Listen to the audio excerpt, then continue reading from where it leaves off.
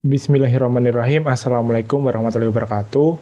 Perkenalkan, saya Ilham Masrinur Muhammad, mahasiswa dari Universitas Muhammadiyah Surakarta, program studi pendidikan teknik informatika.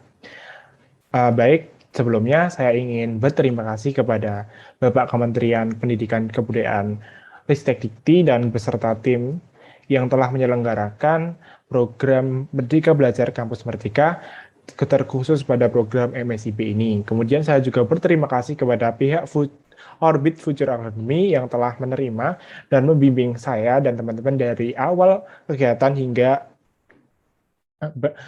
berakhirnya kegiatan kali ini. Kemudian di sini saya akan mempresentasikan sebuah proyek final atau proyek akhir yang telah saya dan teman-teman kerjakan, yaitu tentang aplikasi Covision, yaitu deteksi kendaraan dan keberatan jalan menggunakan Object Detection YOLO versi 5. Nah, ini merupakan tim kerja dari saya beserta teman-teman. Yang pertama itu saya sendiri, itu sebagai data exploration dan deployment.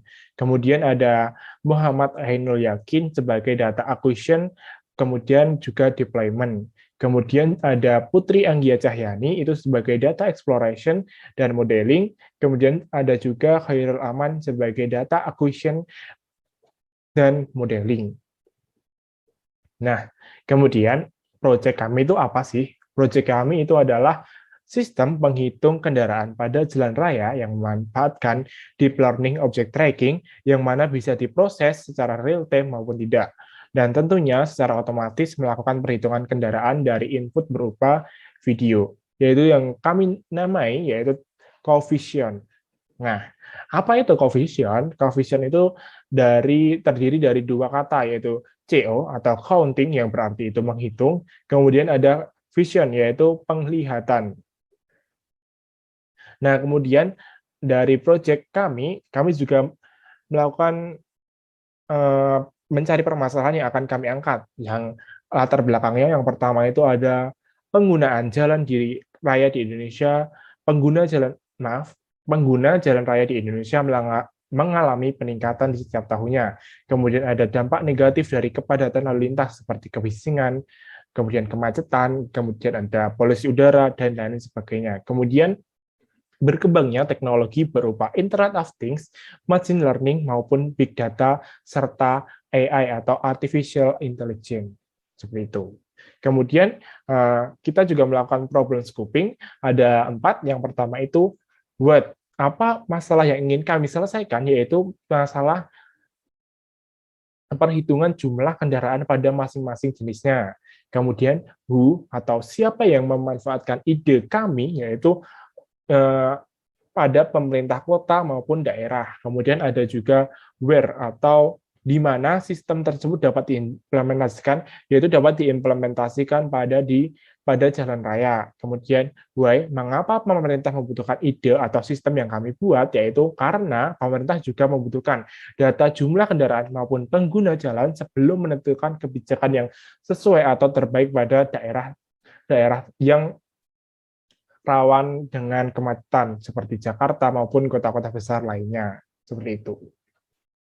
Nah, kemudian di sini ada proses pengerjaan dari proyek kami, yaitu ada beberapa tahapan. Yang pertama itu kita tahapan brainstorming, kemudian ada data acquisition, kemudian ada data exploration, kemudian ada modeling, yang terakhir ada evaluasi dan deployment. Nah, untuk proses pelaksanaannya itu yang pertama itu kita melakukan brainstorming. Nah, brainstorming itu apa? Brainstorming itu kita melakukan uh, diskusi dari beberapa ide yang telah kami usulkan, kemudian kami melakukan voting dan musyawarah hingga menghasilkan ide dari proyek kami tentang sistem deteksi kendaraan dan kepadatan jalan menggunakan Object Detection YOLO V5 dengan algoritma Deep Sort. Nah, kemudian ada yang selanjutnya itu ada data acquisition, yaitu kami mengumpulkan data foto berupa motor, mobil, bootstrap yang akan kami pakai dalam memanfaatkan deep learning dengan algoritma YOLO V5 dan deep sort. Nah, data yang dipakai itu bersumber dari pengambilan data dari Google maupun manual yang telah kami dan teman-teman kumpulkan. Kemudian setelah itu ada data exploration atau mengeksplorasi data, yaitu kita setelah mengumpulkan data, kita melakukan labeling dengan nama, itu ada labeling.p. Setelah itu kita mendapatkan hasil, kemudian hasil tersebut digunakan dalam platform RoboFlow untuk menyesuaikan dataset hasil dari labeling agar dapat diproses dari YOLO V5 yang di dalamnya itu akan melakukan pre-processing meresize gambar menjadi ukuran 604 kali 604 pixel seperti di gambar ini. Ini merupakan data yang telah kami buat atau kami kumpulkan, yaitu data acquisition, kemudian kita melakukan labeling yaitu dengan data exploration ini yang gambar ini. Nah, setelah itu kita akan melakukan modeling. Modeling ini menggunakan model YOLO V5 dan deep sort. Itu di mana YOLO V5-nya itu sebagai object detector dan deep sort-nya itu untuk algoritma object tracking yang berbasis CNN. Nah, yang pertama itu kita melakukan tracking dulu, tracking dataset untuk mengetahui dan mendapatkan wake hasil. Kemudian kita dilatih dengan pre-trained model yang disediakan oleh YOLO V5. Setelah itu, setelah mendapatkan weight hasil, kemudian digunakan pada algoritma deep sort tersebut. Seperti gambar di samping ini merupakan proses dari modeling yang telah kami lalui. Kemudian ada evaluation atau pengujian model dan training yang sudah kami lakukan, yaitu di dalam evaluasi kita juga mengevaluasi berupa metrik, presisi, recall, loss, dan map atau mean average precision yang sudah kami sajikan. Di antaranya ada dua, yaitu tabel ini untuk tabel evaluasi precision-nya, kemudian yang kedua ini ada evaluation recall. Seperti itu. Nah, kemudian dari evaluasi, kemudian kita akan deployment.